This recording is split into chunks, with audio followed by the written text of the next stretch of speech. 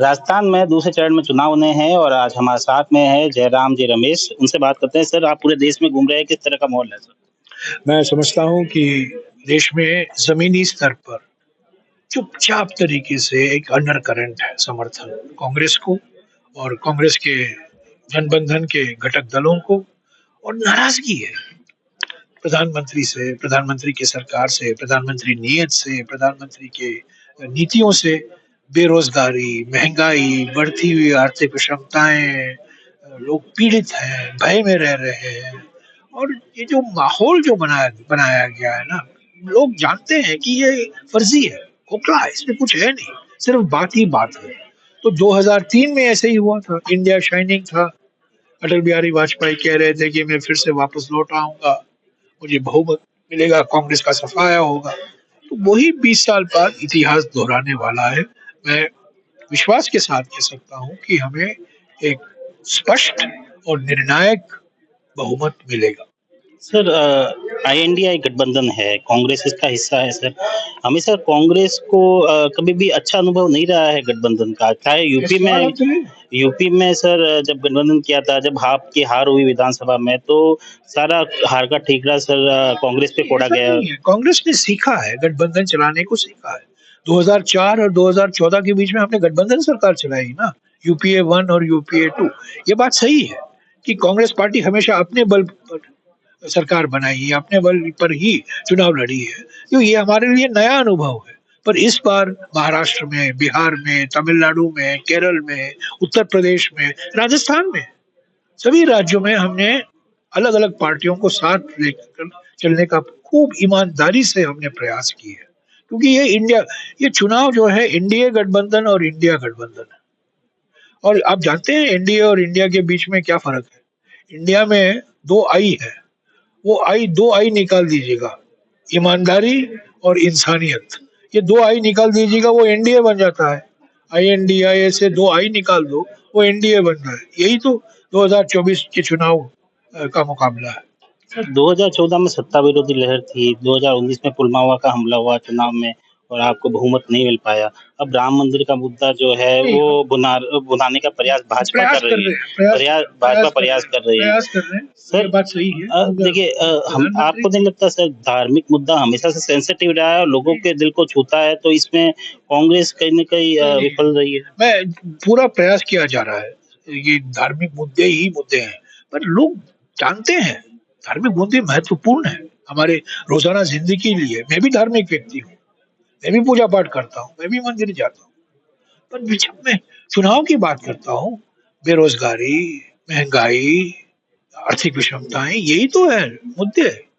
तो उनकी ओर से पूरा प्रयास किया जा रहा है कि इन मुद्दों से ध्यान हटाकर धर्म धार्मिक मुद्दे, मुझे धार्मिक मुद्दों से कोई धार्मिक धार्मिक मुद्दे के राजनीतिकरण करना, धर्म को राजनीति में से जोड़ना और राजनीतिक मकसदों के लिए धर्म का दुरुपयोग करना, यही तो इसके खिलाफ हम हैं और हमेशा रहे हैं। हम धार्मिक लोग हैं, हम धार्मिक समाज हैं, हम धार्मिक व्यक्ति हैं, हमारी आस्था है। पर राजनीति में धर्म का दुरुपयोग करना इसके खिलाफ है।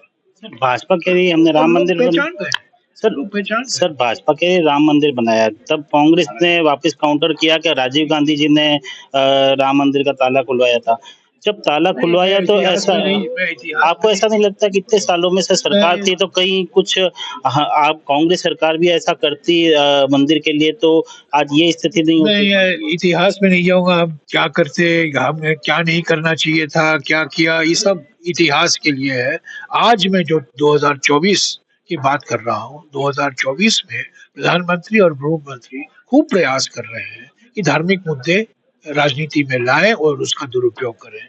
और हमारी ओर से हमारा प्रयास ये रहा है, भारत जोड़ो यात्रा के समय और भारत जोड़ो न्याय यात्रा के समय, कि जो मुद्दे हैं, जो रोजाना जिंदगी के मुद्दे हैं, लोगों की चिंता है, जनता की चिंता है, उसको हम लोगों को उजागर करें, उसको उसी को लेकर हम जनता के बीच में जाएं। जो हमें समर्थन मिल रहा है उसी की वजह से मिल रहा है।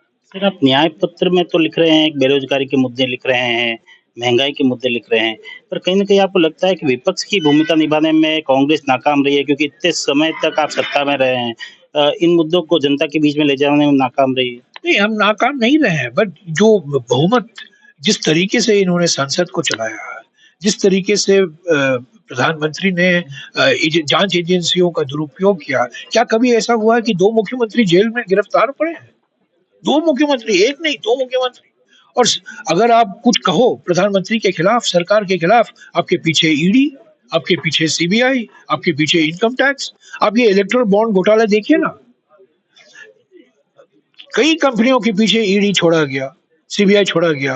वो कंपनी इलेक्ट्रल बॉन्ड खरीदे, बस ईडी गया, सीबीआई गया, इनकम टैक्स गया। तो जिस तरीके से संविधान का नजरअंदाज किया जा रहा है, जिस तरीके से पार्लियामेंट को कमजोर किया गया है, जिस तरीके से जांच एजेंसियों का दुरुपयोग किया गया है, ये सब हमारे सामने चुनौतियां हैं। पर मैं समझता हूँ, भारत जोड़ो यात्रा किसने निकाला? ये तो एक ऐतिहासिक यात्रा था, परिवर्तनकारी यात्रा था। और ये 4000 किलोमीटर चलना, पैदल चलना, कश्मीर से लेकर कन्याकुमारी से लेकर कश्मीर तक, और उसके बाद 63 दिन का 6000 किलोमीटर बस यात्रा, मणिपुर से लेकर महाराष्ट्र तक। ये किस पार्टी ने किया, किस नेता ने किया? कांग्रेस पार्टी ने किया ना, राहुल गांधी ने किया, नरेंद्र मोदी तो नहीं किया। आपको नहीं लगता सर संगठन भी कमजोर हुआ है कांग्रेस का? भाजपा ने जिस तरह संगठन में काम किया है, संगठन इसलिए दल बदल की राजनीति का शिकार कांग्रेस हो रही है। संगठन के सामने बहुत चुनौतियां हैं। संगठन को और सक्रिय होने की जरूरत है।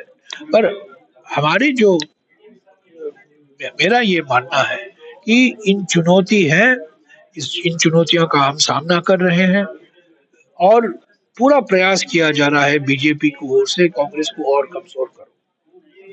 तो पर इस बार वो सफल नहीं होंगे। मैं 2004 का अनुभव, मेरा ही खुद का व्यक्तिगत अनुभव बताऊंगा, क्योंकि मैं उस प्रचार में मेरा बहुत गहरा संबंध था। 2003 में हम राजस्थान हारे, मध्य प्रदेश हारे, छत्तीसगढ़ हारे। अटल बिहारी वाजपेयी जैसे बड़े व्यक्ति प्रधानमंत्री थे, इंडिया शाइनिंग का नारा था, प्रमोद महाजन प्रचार कर रहे थे, और सब लोग कह रहे थे, मीडिया भी कह रही थी, इस बार कांग्रेस का कोई चांस नहीं है, बीजेपी आएगी, वाजपेयी जी से प्रधानमंत्री बनेंगे।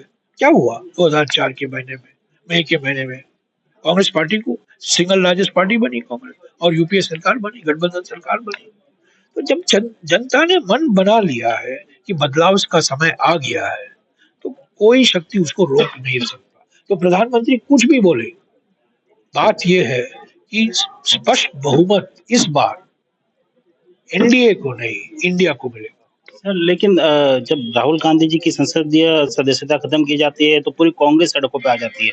महंगाई का मुद्दा हो, बेरोजगारी का मुद्दा हो, सवाल कर रहे हैं सर नहीं आती। आप देखिए कितने, आप अपने संगठन को पूछिए कितने लोग, कितने आंदोलन किए गए पिछले 3 महीने में विपक्ष के तौर पर। सड़क पे नहीं थे। 3 महीनों में 4000 सर, 3 महीने में राजस्थान में, सर 3 महीने में राजस्थान में कितने आंदोलन किए गए? आप संगठन से पूछे, यहाँ पे जोधपुर में कितने किए गए?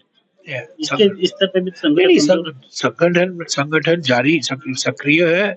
हमारे लोग सड़क पर आए थे, ऐसा नहीं है कि हम सड़क में नहीं आए थे। मैं आपको 2 मिसाल दे रहा हूँ, आप बार बार उसका नजरअंदाज कर रहे हैं। मैं आपको भारत जोड़ो यात्रा का मिसाल दे, 11 दिन हम राजस्थान में थे।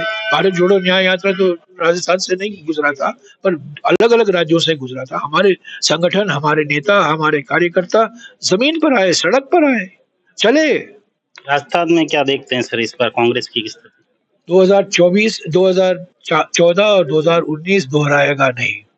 इस बार हमें अच्छी मात्रा में सीटें मिलेंगी, 2 आंकड़े की सीटें मिलेंगी पक्का। थे हमारे साथ में जयराम जी रमेश, जिन्होंने कई राष्ट्रीय मुद्दों पर हमसे बात की। सुमित देवड़ा, TV9 जोधपुर।